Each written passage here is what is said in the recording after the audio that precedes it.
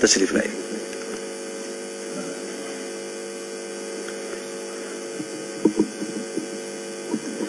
بسم اللہ الرحمن الرحیم. نہایت ہی قابل قدر سادات کرام، مشائخ اعظام، علماء باوقار و جملہ ذمہ داراں SSF انڈیا و جملہ حاضرین، السلام علیکم ورحمۃ اللہ تعالی وبرکاتہ.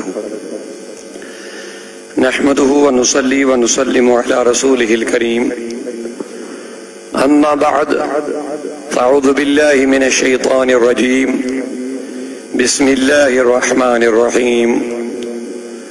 والسابقون الاولون من المہاجرین والانصار والذین اتبعوهم بإحسان رضی اللہ عنہم ورضوا عنہ. صدق اللہ العلی العظیم وصدق رسولہ النبی الامین الکریم ونحن على ذلك لمن الشاهدين والشاکرین والحمد للہ رب العالمین. اللہم صلی وسلم علی سیدنا وشفیعنا نبینا مولانا محمد وآلہ وصحبہ اجمعین. عقابی روح جب بیدار ہوتی ہے جوانوں میں، عقابی روح جب بیدار ہوتی ہے جوانوں میں، نظر آتی ہے ان کو اپنی منزل آسمانوں میں. نہایت ہی قابل قدر حاضرین محترم، آپ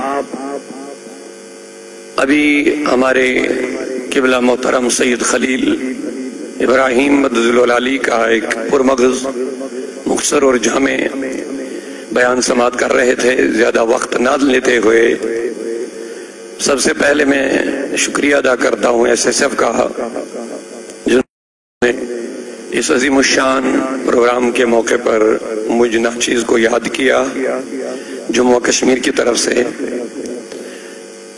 اللہ تعالیٰ ان کے اس مشن کو دن دوگنی رات چگنی ترقی عطا فرمائے، اور جو ان کے نیک ارادے ہیں الحمدللہ مجھے یقین ہے اللہ کا وعدہ ہے ان تنصر اللہ ینصرکم.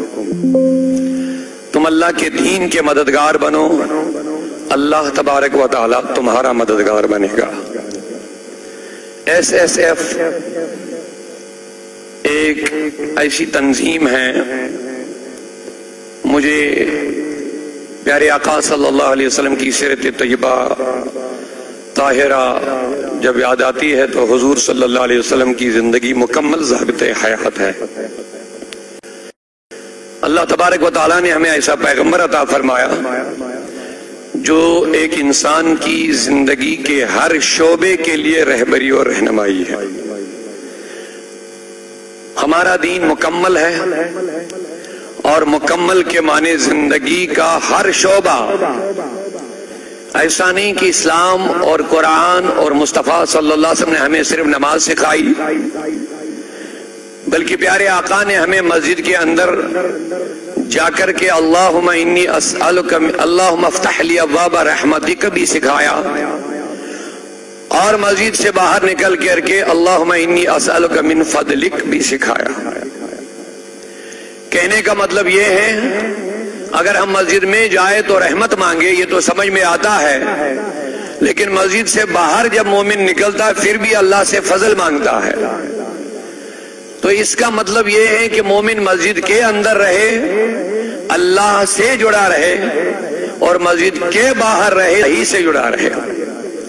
کیونکہ قرآن مجید نے ہماری جو تخلیق کریشن ایک انسان کی بنائی، واضح الفاظ میں ارشاد فرمایا سورہ الذاریات میں، وَمَا خَلَقْتُ الْجِنَّ وَالْإِنسَ إِلَّا لِيَعْبُدُونَ.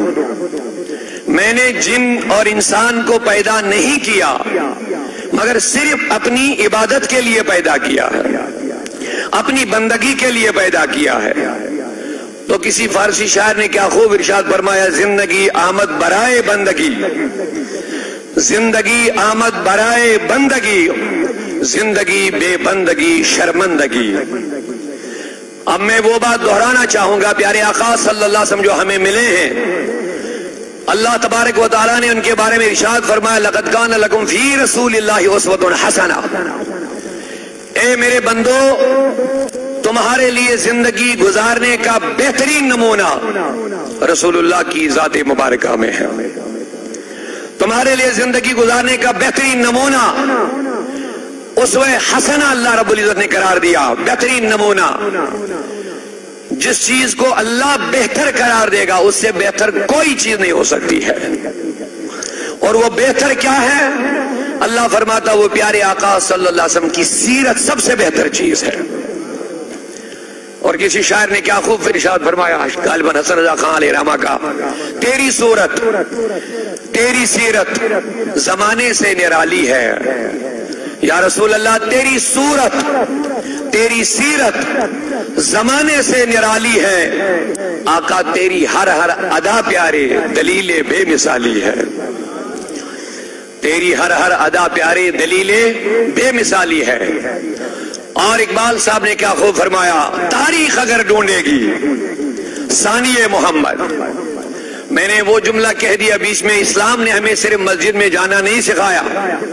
اگر ہم پیارے آقا صلی اللہ علیہ وسلم کی سیرت کا مطالعہ کریں، زندگی کا کوئی شعبہ نہیں، انسان کی زندگی کی ضروریات کا کوئی شعبہ نہیں جہاں رسول اللہ کی رہبری ہمیں نظر نہیں آ رہی ہے.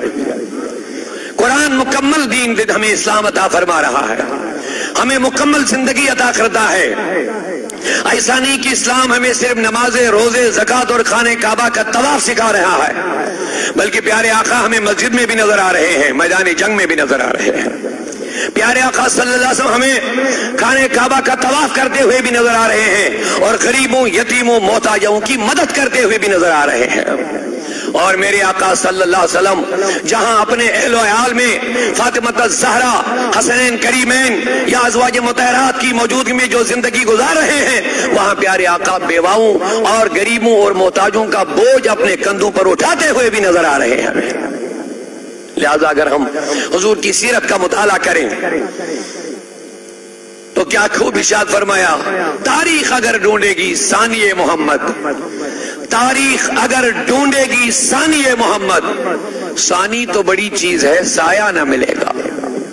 ثانی تو بڑی چیز ہے، سایہ نہ ملے گا. اب کہنے کا مطلب یہ ہے، اب پیارے آقا صلی اللہ علیہ وسلم پوری انسانیت کے لیے رہنمائی اور رہبری کے لیے تشریف لائے ہیں. اللہ تبارک و تعالیٰ نے ارشاد فرمایا تمہارے لیے زندگی گزارنے کا بہترین نمونہ پیارے آقا کی ذات مبارکہ میں ہے. اب جب اللہ نے یہ لفظ یہ ارشاد فرمایا تمہارے لیے زندگی گزارنے کا نمونہ حضور کی ذات میں ہے، تو پتہ چلا زندگی کا کوئی گوشہ ایسا نہیں ہو سکتا ہے جہاں ہمیں حضور کی رہبری میسر نہ ہو. پیارے آقا کو جس انداز سے بھی آپ دیکھیں گے رہنمائی میسر ہو جائے گی. پیارے آقا کو حاکم کے طور پر بھی دیکھ سکتے ہو آپ، پیارے آقا کو غریبی اور امینی کی شکل میں بھی دیکھ سکتے ہو، ایک بیٹی کا باپ بھی دیکھ سکتے ہو، حسین کریمین کا باپ بھی آپ دیکھ سکتے ہو. ازدواجی زندگی دیکھنی ہے تو رسول اللہ کی دیکھو. کامیاب ترین دنیا میں جو انسان ہے وہ محمد رسول اللہ ہے. یہ میں نہیں کہتا ہوں، دنیا کو یہ ماننا پڑا ہے، بلکہ جتنے بھی مورخین دنیا میں ہیں آپ نے سنا ہوگا. آپ کی یاد دہانی کے لیے میں عرض کرنا چاہوں گا، مائیکل ہارٹ نے جو کتاب لکھی ہے دا 100%، دنیا کی کامیاب ترین شخصیات میں 100 شخصیات کا لسٹ تیار کیا ہے. دنیا میں جو چھا گئے ہیں دنیا کے اوپر وہ 100 شخصیات کی لسٹ تیار کر لی اور ایک کتاب ترتیب دی دا 100%. لیکن سب سے پہلا نمبر لکھنے والا تو نان مسلم ہے، لیکن پہلا نمبر دا پروفٹ محمد کا آیا ہے. اپنوں نے کہا جناب اگر آپ نے 100 شخصیات کا انتخاب کیا، آپ تو خود ان کے ماننے والے ہیں نہیں، آپ ان کے فالوور تو ہے نہیں، آپ نے ان کا فالو تو کیا نہیں ان کو، لیکن پہلا نمبر ان کو کیوں لایا؟ کہا اگر میں اپنی کتاب میں ان کا پہلا نمبر نہ لاتا تو میری ہسٹری لکھنے کے ساتھ خیانت ہو جاتی، تاریخ کے ساتھ خیانت ہو جاتی.